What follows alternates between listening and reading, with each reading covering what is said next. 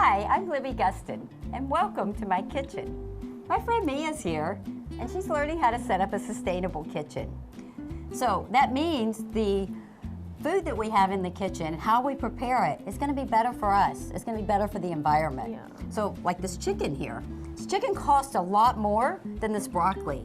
It costs a lot more dollars to us. It also costs more in terms of the water it uses, the land, the waste that it creates. So it's costly to us and the environment. So when I buy a chicken, it's really important to me to know how it was raised, how it was processed. And I find these answers from my butcher at Lazy Acres.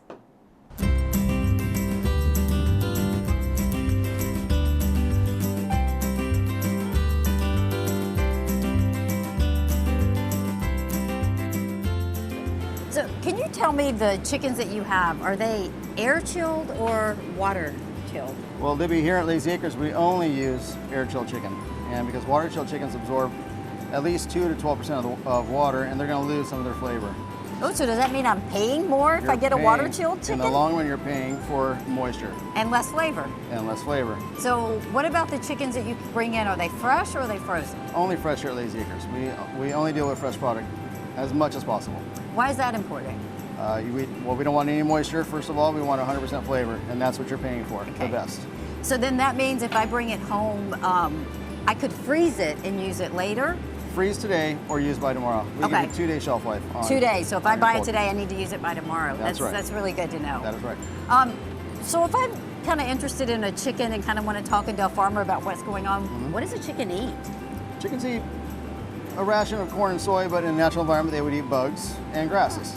Okay, so bugs and grasses, but if you're feeding them, it's corn, it's soy. It would be a corn, soy, and a vitamin and nutrient mix that they're given. Okay, well, I know corn has a lot of GMOs, so does soy, so how would I look for that in Well, here at Lazy Acres, we only use non-GMO in our poultry. There are no GMO ingredients in our corn or soy in this department. Even if it doesn't say organic, it's still. That's right. Oh, that's really important to know. Yes, okay. That is an option here at Lazy Acres, but most won't give you. Okay, so maybe you can help me out labeling. There's so many different labels on meats. So I've seen a natural chicken, I've seen pasture-raised chicken, and I've seen organic chicken. Well, is there a difference? There is a difference. Natural, anybody really can put out a natural product. It just means no enhancements in colors or preservatives.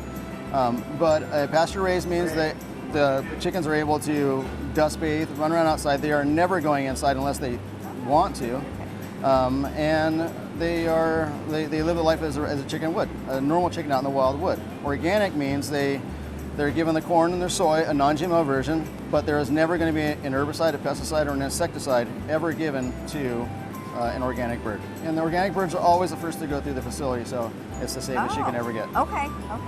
So I want to be looking for organic and pasture-raised. Those are going to give me the best flavor, the best nutrients, and take care of the environment. Absolutely. Thank you so much, Jason. Wow, that was a lot of really good information. I know, and I actually always buy my meat and I cook it right away or I freeze it. So we're gonna cook this. But you know, the first thing is when you're working with the meat is one of the highest potentials of contamination. So safety and sanitation first when in the kitchen when working with meat. So when I'm cooking with meats, I like to wear gloves so that I'm not spreading the contamination after I've handled the meat. And I also put the chicken in the sink when I take it out of the packaging because there's going to be a lot of juices in here. And again, it's a potential contamination of the counter.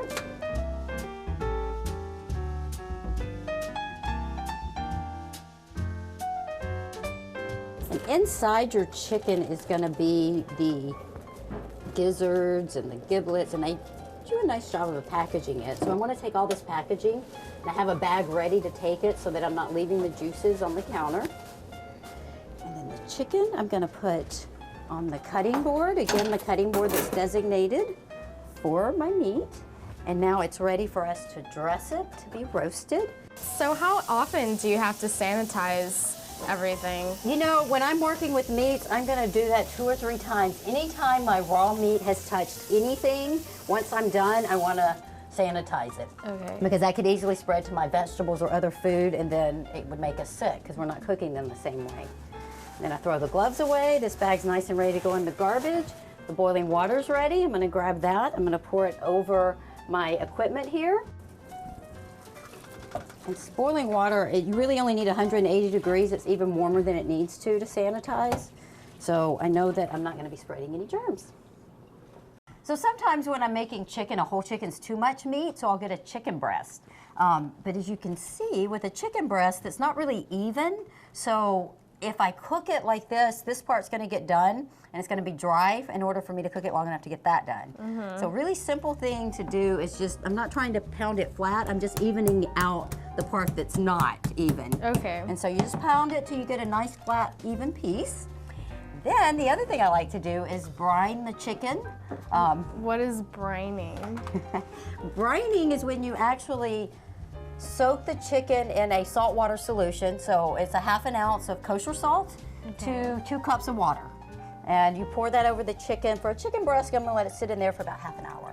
And what does brining do? Why is it different than any other? Yeah, why do I need to do this? Because Yeah. it wants extra work. You know, my chicken never turned out moist enough until I started brining. So for me, brining helps make sure that when I cook that meat, it's gonna have that juicy, tender inside when I cut it open. And the salt doesn't affect the taste of the chicken at all? Well, if you do what I did the first time, it will. I didn't realize the first time I brined that you need to rinse the brine and the chicken and get all of that saltwater solution off the chicken before you cook it. I didn't the first time, and it was the saltiest piece of meat I put in my mouth. I had to throw it out. But now I know, so you'll rinse that really well. I also will brine a whole chicken too, because that makes sure that it comes out really moist. That you're gonna brine for longer than 30 minutes. Okay. So generally you want to, for a chicken, 1 hour per pound. So if I have a 4-pound chicken, I'm gonna brine it for 4 hours, and then I'm gonna rinse that really well, and then it's ready to be dressed for roasting. So I went ahead and put gloves on because I'm going to be working with the whole chicken again. And as you can see, it's been draining from the brine. I rinsed it so it won't be salty. Okay, good. But, you know, some chickens get that nice, crisp brown skin, and then sometimes they don't. A couple little tricks that can help that. So the first thing after I've rinsed it, I really want to make sure it's dry. Okay. Wet skin on your chicken is going to keep it from being crispy. So I'm going to pat it down really well.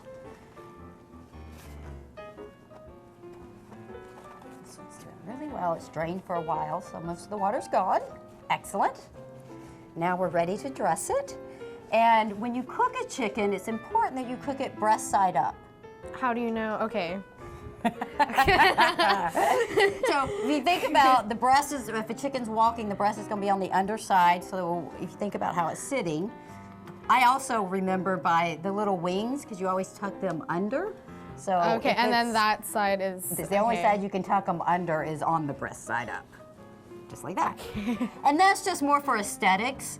The other things we're gonna do are to help encourage the moisture to be retained within the chicken. Okay. So, now that it's dry, the next thing I'm gonna do is this cavity. By filling the cavity, it's gonna allow the moisture to stay in the chicken. If I leave the cavity open, it's gonna drain and end up all in the pan. Right. So a lemon is a great way to do it. You've probably heard of beer can chicken. I'm never sure what a beer can is on a beer can, but I want that in my meat. So it's more environmentally friendly to me and to us if I use a piece of food to fill the cavity. Not gonna eat the lemon or anything after, it's just to It's just for the flavor? to seal it and flavor. So I got the lemon ready. I poked a few holes so it doesn't explode in the interior. I've got a handful of like 6 cloves of garlic, more or less to your own taste. I've got some thyme, some fresh oregano, and some rosemary. And I'm just gonna stuff all of that into the cavity before I put the lemon in there. Oh, does the order matter? Oh, because that plugs it in. Yeah, that plugs it in. Okay. Exactly. See, you're going to be making a chicken next week. So go ahead and stuff the lemon in there. And then I'm going to brush the skin and coat it really well in melted butter, because that's going to allow it to crisp and turn brown. Can you use ghee instead of butter? One of the rare times I would not use ghee because it's going to actually prevent it from giving me that brown. Because I want it to brown, and when we make ghee, it takes out all the things that are going to brown, so it's not going to give me the brown skin. Okay, so so I'm this time actually butter. using butter. Of course, I'm using grass-fed because we want to do what's best for us in the environment. And you really don't hesitate. Be generous with your butter. That's what's going to give you the crispy skin. Of course, we're going to have a big mess, so we're going to make sure we want to sanitize everything really well after this. Can you use anything else other than just boiling water to sanitize? You know, for environmentally friendly sanitizers, there's a few other options too. I don't like to use some of the ones that aren't environmentally friendly because it's not necessary. I use peroxide. Most people have peroxide. It's a great sanitizer. Or there's some really nice environmentally friendly sanitizers that can be used. I have some wipes I'll use too. Okay, so we're nice and coated here. I'm going to turn it back over on the right side. Now I'm going to put it in the pan. Well, this is important too because this also helps you get brown skin. When I turn the oven on, I'm going to cook the chicken at 450 degrees. I put the pan in at the same time. So the pan preheats, so when I stick the chicken in, it's not going to be a cold pan. Okay. So we're going to stick that in, and then I'm going to cover the skin with salt. And I use a sea salt, the Maldon, because it's got big flakes. Yeah. You can use any kind of salt, and you want to, again, be generous. Because what the salt is going to do is going to keep drying out that moisture that So it wouldn't makes it allow it to crispy. crisp. Exactly. So you just do a nice, generous coating on the skin, like it's just raining on top of it. So another thing that's really important is that you want to tie the legs together and close that cavity so that it keeps the juices in there. And then I'm just going to cut the extra string so it doesn't burn. And you're going to cook it, again, I preheated the oven to 450, so you cook it about 20 minutes a pound. And that's not always completely accurate, and one thing you don't want to do is overcook your chicken. So I love to use a leave-in thermometer and just stick it right in there. Are you putting it in a particular place? Yeah, you want to make sure it's between the leg and the breast here, and you don't want to touch bone, and you want to go in at an angle, not straight down. Okay. So, and then it's perfect.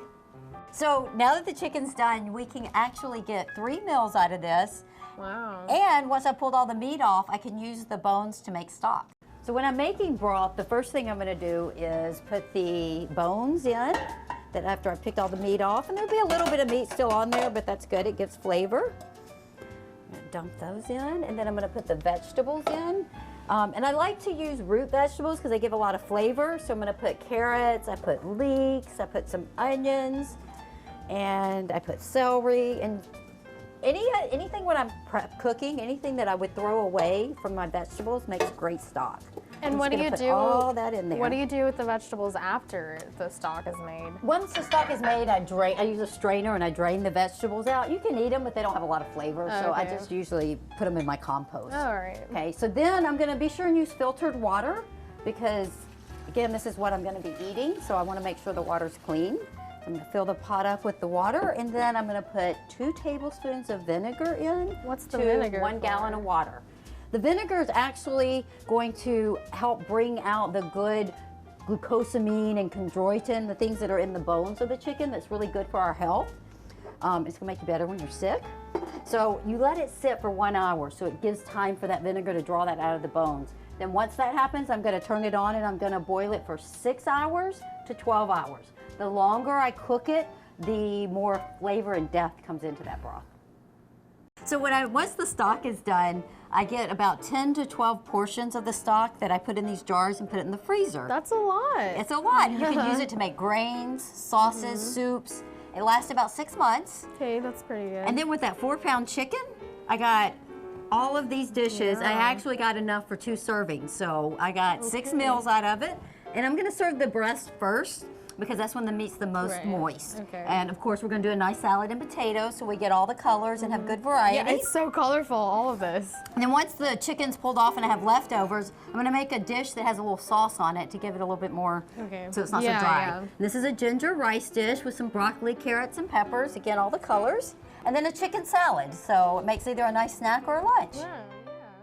So I recommend getting a whole chicken that's air chilled and that's sustainably raised, and then you can have yourself set up for the week.